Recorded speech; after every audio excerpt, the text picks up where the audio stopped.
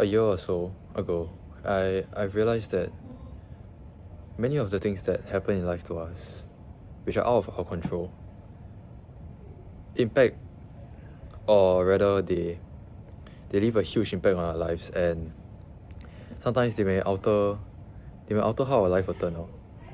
And because I realized that some reasons why our lives turn out the way that we wouldn't want them to turn out is because of external factors, things that we can't control. I was quite frustrated and angry that we alone cannot determine our lives. But this is not for us to choose, you know. In this life that we live, we are forced to interact with other people, and many things happen throughout our life. In fact, there can be 1,000 different things that happen to you, through each and every day. And it sucks that most of these are out of our control. And because I was someone who was so determined at that time to try and change for the better, to try and better myself, I was so frustrated and upset that I couldn't do that in the quickest way possible, because I couldn't control how my entire life will turn out, because I can't control everything that's going to happen to me now. And it was just a really upsetting period, because the feeling of things not going away just suffocates you, And then I found Stoicism. This video isn't to promote Stoicism, but I just found Stoicism, and what the Stoics thought was to not put so much thought into things that we can't control. Why should we put so much energy and be so upset about things that will happen no matter how much we don't want it to happen? Why should we spend so much time and simply care too much about things that are out of our control? And what the Stoics teach is basically to just focus on what we can control, how we react to situations that happen to us. And it helped me in this journey of self-improvement. I stopped focusing on things that shouldn't weigh so much on my mind, that even if I thought about it a lot, it wouldn't change, it wouldn't help improve my life in any way, because the reality that things happen, and sometimes we tell ourselves, oh, I'll never make this mistake again. And while some of us might be near perfect or perfect humans, where we minimize our mistakes, or we don't even make them at all after we learn lessons, and we are just so cautious of what we do, things won't go away. And it's not because that we've done things to impact and influence how our life goes, but it's because sometimes shit just happens, and it sucks. But what can we do about it? We can't change things that are out of our control. If not, they'll be called things that are in our control, And then I stumbled upon this video of, I'm actually not sure who said this, but I think I was listening to a podcast one day, and someone told me, basically someone said, do things happen to you or for you? And that's been on my mind ever since. I've realized that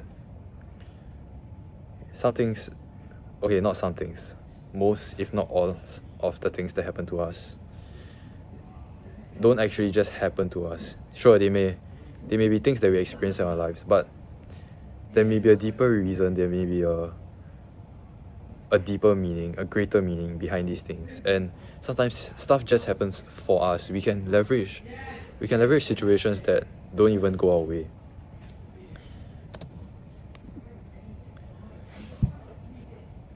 And then after that, I also heard this other saying, or this other example, where villains and heroes can have the same backstories. It's just that in the villain story, how he grew up, the hurt that he experienced, all the pain and suffering, he succumbed to it.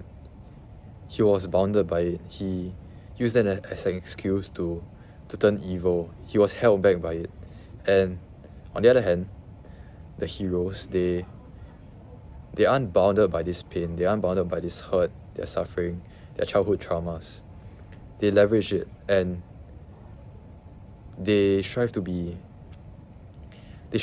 people that can help others out of it, help relieve others' pain, and try to help others to not experience the same backstory or the same suffering that they had when they were younger. And the difference between villains and heroes is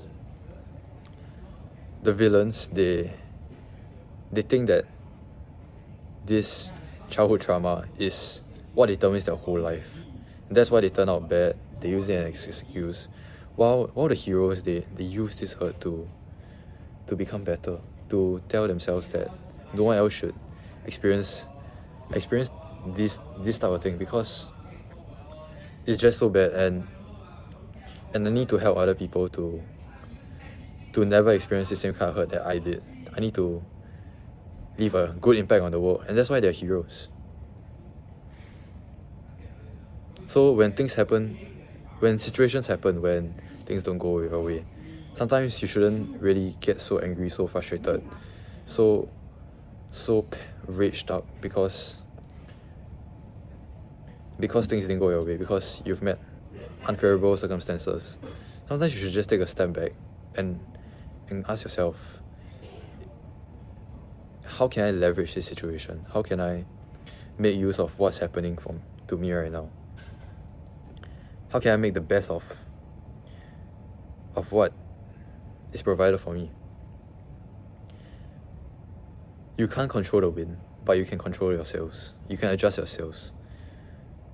So in life, most of what happens is either, not most, everything that happens is either out of our reach, which are the external factors, and then those that are within our reach, within our control, which are the internal factors.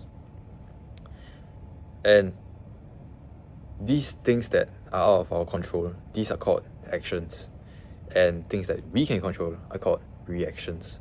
So our whole life is just determined by how we react to stuff. Because if our whole life is just determined by actions, then more or less the whole world is a simulation. But it doesn't, because we have free will, and we can choose to have different reactions to different situations. So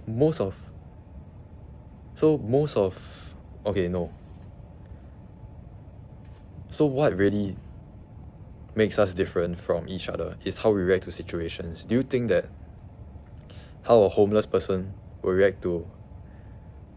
Do you think a homeless person would react to a situation the exact same as a really, really rich person, let's say a millionaire? Do you think that if the same thing happens to both of them, let's say before they became homeless or before they became a millionaire, do you think that they had the same reactions? They definitely didn't have the same reactions, because one of them chose to make the best of whatever was thrown to him, while the other decided that, hey, this is just something that happened to me, and I can't really do much about it. So I'm just going to sit here and let it hold me back. I'm gonna tell everyone that this thing happened to me. I'm gonna suffer through it. I'm gonna pull this to the end to my grave. I'm going to just use this as an excuse to be a deadbeat for the rest of my life. We aren't responsible for what happens to us, but we are definitely responsible for what we become. We have the power and ability to make decisions that can impact us really, really significantly. So every day that you wake up, you have to ask yourself, who do I want to become today? And after, sometimes after certain milestones, you ask yourself, you repeat this quote to yourself: we aren't responsible for what happens to us, but we are responsible for who we become.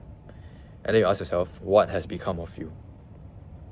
And I think it really makes us ponder and wonder about our past choices and how we react to certain situations.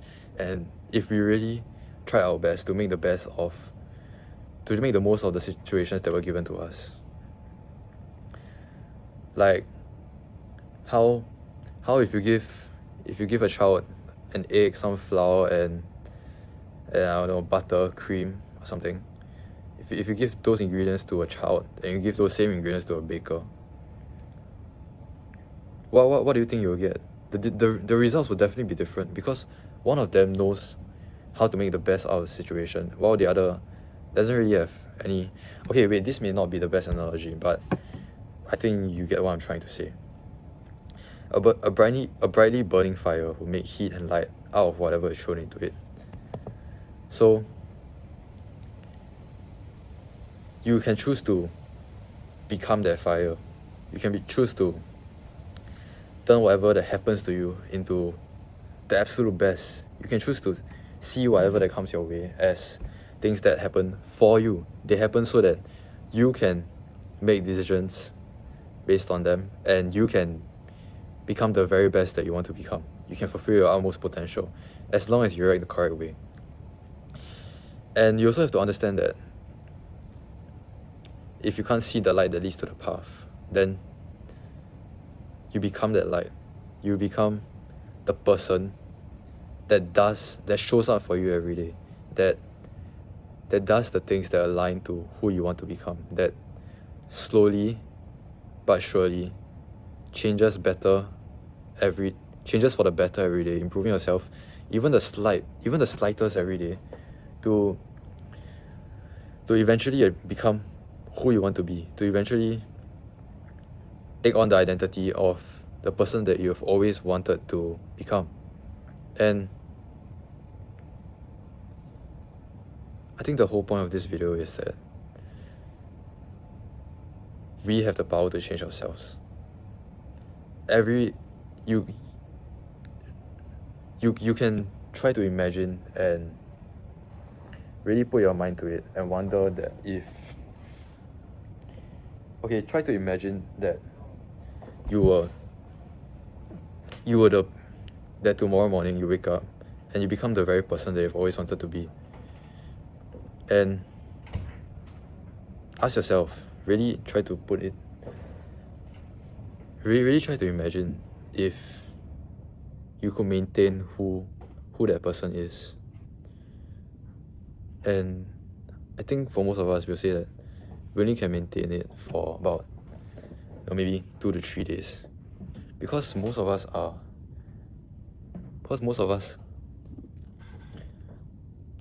we won't be able to maintain the identity because we aren't the type of person that we want to be today. And the only way that we can maintain the identity, if we slowly start to take on the actions of whoever it is, of whoever we want to be, if we only start to slowly change for the better, slowly change to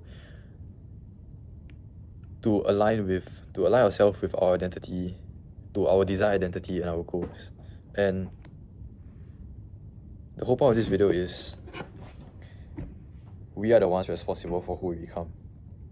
No one else is responsible for who we become. You have to take accountability for how your life turns out. The same thing can happen as I've given an example just now about the homeless man and the millionaire. The same thing can happen to two different people, but their lives can differ so much just because one chooses to make the best out of it, while one chooses to be limited by it. And only we can decide our futures, because others can want us to become so much better. They can want to encourage us to do so much more, to achieve so much more in our life, to to fulfill our utmost potential. But if we ourselves do not want to change for the better, if we do not want to become who we can be, who we are supposed to be, then there's no point.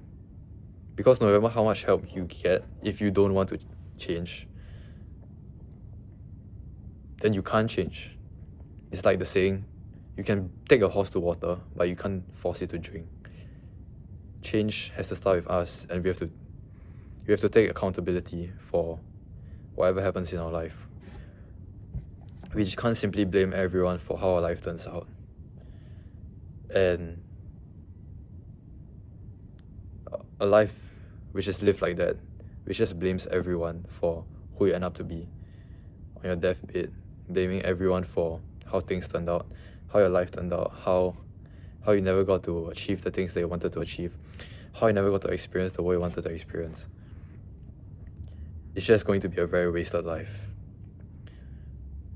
So we should constantly remind ourselves that we can't change things that are out of our control, but we can definitely change how we react to certain situations.